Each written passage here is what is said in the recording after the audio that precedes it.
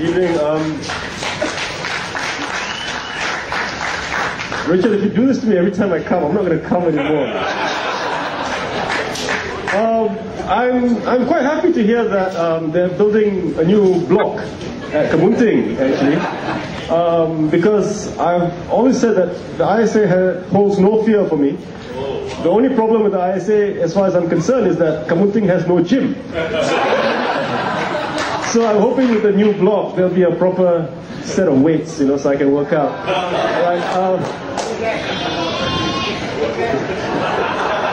This is the first time I saw Pete since it's been released.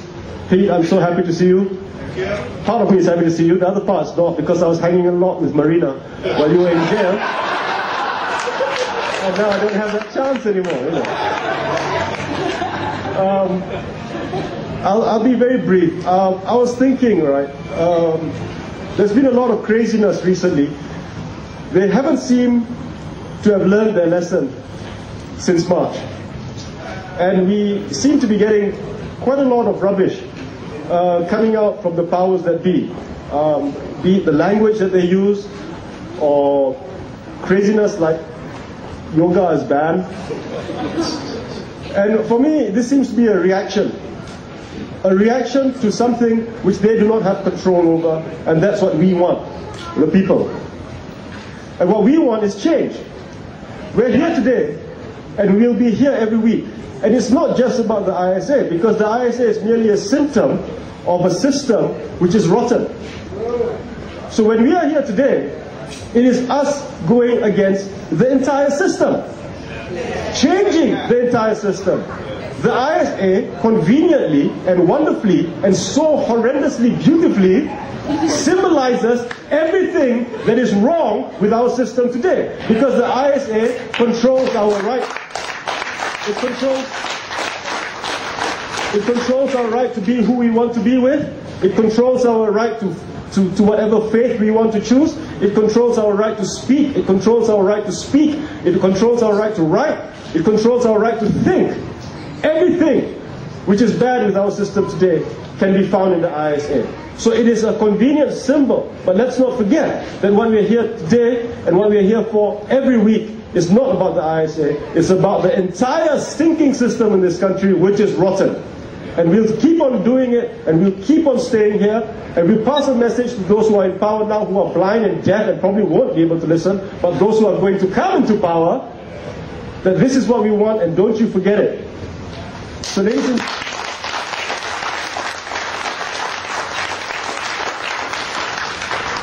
gentlemen, I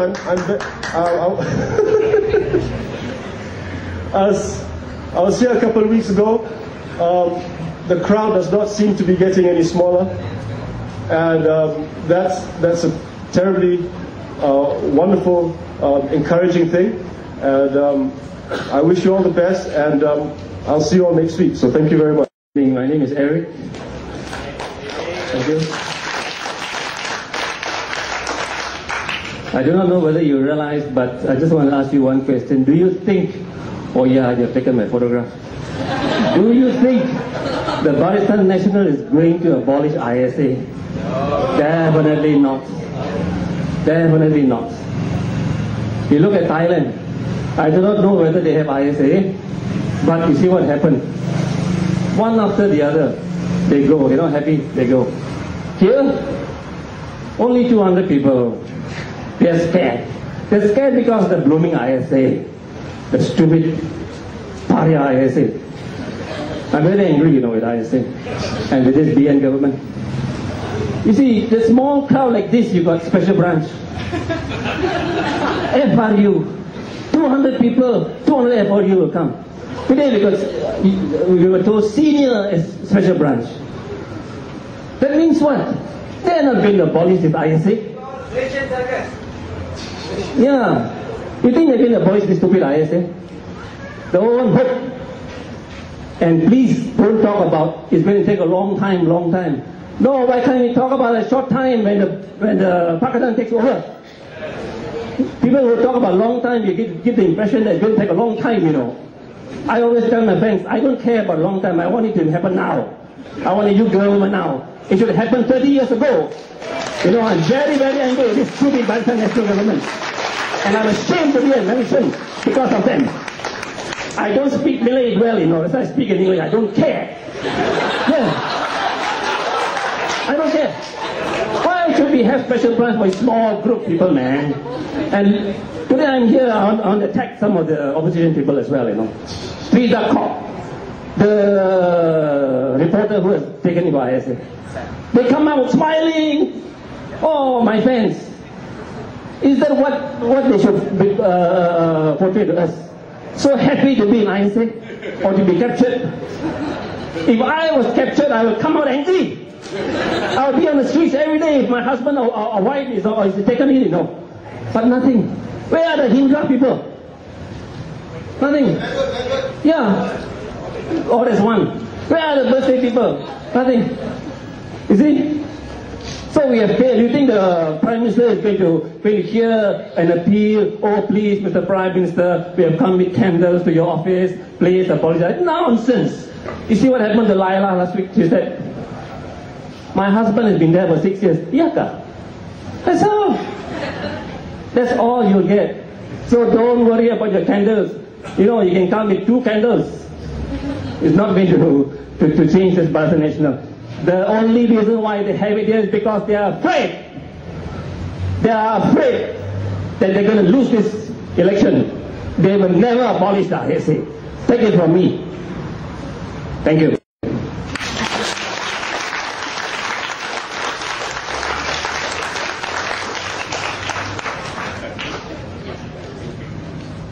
Okay, thank you. That was a very spirited speech. But this is what freedom of speech is about, right? As long as you express yourself peacefully, no violent behavior. Although I could see that he was very upset with some people that are running the country. I'm a bit more optimistic than that. I think, or I hope, that the Barisan National Government will do something with the ISA, because it doesn't help them at all. Really, this act is ancient. It's you don't need it anymore. I don't know why they're keeping it for, honestly. Maybe because, as I shared with you earlier, they don't get it, you know. In fact, this same gentleman that I told you about earlier, he also said that the only reason why, the only people in this country that are so afraid of a change of government are people who are corrupted, because they are afraid that they will be dragged into the courts. You know, that's what democracy is about. If you are not going to accept the people's verdict, then forget about democracy. Abolish parliament, abolish parties. You know, don't say that you're a democratic country if you're not going to respect the people's wishes. And really, the winds of change are here.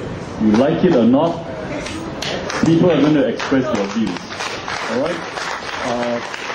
And the people of Sabah and Sarawak are also looking to us for that example. You know, where they said enough is enough, we want a clean government, we want a democratic government. Alright, while we go on our ranting and so on, I'd like to appeal to everyone to please not insult the police. Please respect them, because they are also citizens. They are here because they have a job to do. And it's true that the police have a role to maintain order, you know, so we must cooperate with the police. And the police also may be sympathetic to what we're doing. They're also voters. In fact, in the past 2 general elections, I worked very closely with the police, and many of them are more aware than you think. You know, I've got OCPDs and CPOs that told me that Kit Siang dan Kapal Sing kena menang, tak ada dia orang tak boleh. They believe, they know it attracts and balances. So please, really, I mean that sincerely, please don't run down our police. In fact, I've got a little story to share with you as well. Years ago, I was singing in the church choir, believe it or not. And there were a couple of people in the church choir who were formerly special branch officers. So I was very intrigued. I said, how did you come to be in this church? Oh, every week I was on duty here. Every week I have to listen to the sermons. Eventually I got converted.